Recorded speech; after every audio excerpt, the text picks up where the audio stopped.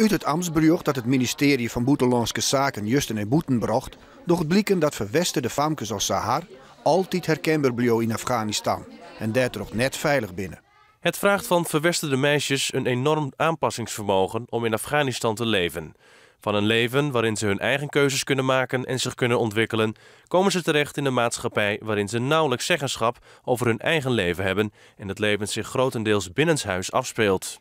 Savisaha famkes en vrouwen dreig in het strang islamitische Afghanistan, zo schreeuwt het ministerie. Geweld tegen meisjes en vrouwen is diep geworteld in de Afghaanse samenleving. Gedwongen huwelijken, kindhuwelijken en het weggeven van meisjes bij een conflict komt veel voor. En daardoor komen depressie, zelfverminking en zelfmoord veel voor. Advocaat Stieger denkt dat minister Leers net oorskin als het hege beroep in te loeken. Ja, in mijn visie zou het betekenen dat er een verblijfsvergunning verleend moet gaan worden.